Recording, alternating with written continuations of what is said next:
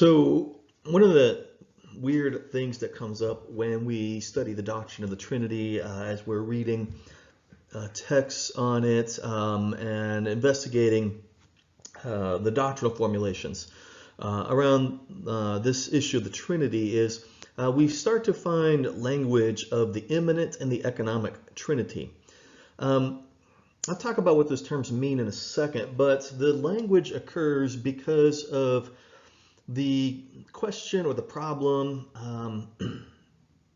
is the triune God who encounters us in the world, let me put it differently.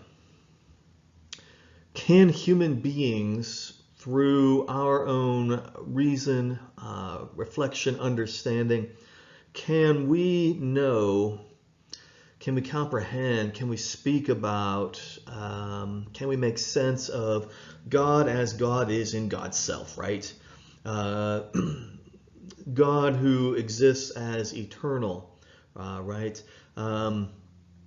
We often attribute the word ineffable, which already begs the question, can we actually know anything about this God who transcends all of our categories, right? And modes of reason and thinking and understanding.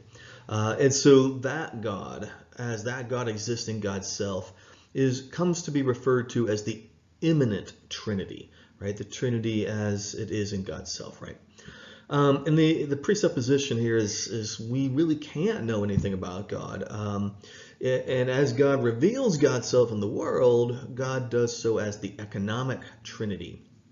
And because we are encountering God in the world through our senses, right? Sight and sound, and in language and socio-historical context and all of those things. It's always being interpreted or translated, if you will. And we come to understand God against the backdrop of our own ways of being in the world. The way we understand other things, we apply that to God and think we know what we're talking about when we talk about God then, right? And so the economic Trinity is, well, let's talk, it's the Trinity revealed through God's saving work in the world, right? Now, the English word economy comes from the Greek word oikonomos. So we break that word down into oikos, which is the house, and nomos, which is the law or management. Right? So literally then, this term economy suggests the management or the law of the household, right? So how we manage our home, the expectations for relations, the way people in the home will relate to each other, the roles that people in the household will play, that sort of thing, is the origin of our word economy, right? So how God shows up in the world and manages the creation that God has created and works in creation and sets structures in that creation. That's where we kind of get this sense of this like really ancient idea of economy, the way that God, the laws that God has created for the world, the way that God manages creation, right? And particularly in the context of redemption and salvation, the way of salvation that God has ordained, the way that involves the incarnation of the second person of the Trinity, the Son of God, into creation as a human being, the way that the Holy Spirit is actively involved, graciously, empoweringly, transformatively in the world. That is all part of how we think of the economic Trinity. Now, Karl Rahner was an important 20th century Catholic theologian who is well regarded for his work on the Trinity. His book on the Trinity is actually not a very long book. It's, I think, just around 100 pages, maybe slightly over. It does get into a lot of technical issues related to the Trinity. Kind of what you are finding in the Lacuna reading, and she references Rahner at points, right? So I do recommend it if you have that inclination and want to go more deeply into this study of the Trinity.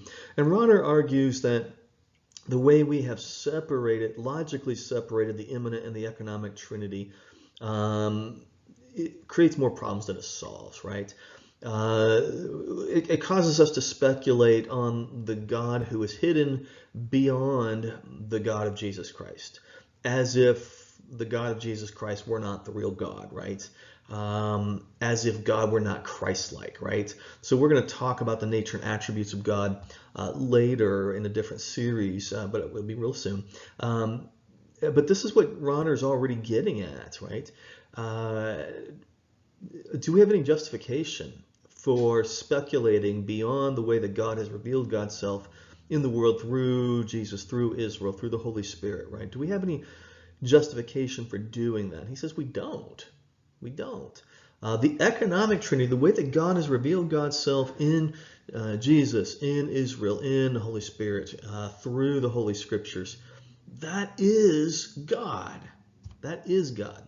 So that's the argument that he makes. It turned out to be a very provocative argument in 20th century theology, still provoking discourse and reflection because of the way that it has challenged us to rethink not just the doctrine of the Trinity, though that's very important, but the related doctrines. That's why we call it systematic theology, right? Because each of these doctrines connects and integrates with others. So how do we understand Revelation in the light of Rahner's pronouncements, right? How do we understand the person and work of Jesus Christ, Christology, which is coming for us? How do we understand that in the light of Rahner's pronouncements? So this is part of the value. What Rahner is doing there, challenging what we might call the embedded theology of the professional theologians. We have embedded theology too that emerges in our own studies, in our classroom conversations. It starts as deliberative theology for us, but then starts to settle down into what we now take for granted and we no longer question. That's where embedded theology really emerges and takes hold, and that then shapes the assumptions that we make as we do our future deliberations, right? So all of our deliberative theology is always coming out of the assumptions and the presuppositions of our embedded theology, and it takes someone like Rahner or others to start to kind of stir the pot a little bit, right? To help us to deliberate again on the things that we take for granted, and that's an important function of the work of professional theologians like Rahner and Lacuna and Migliore and others, right?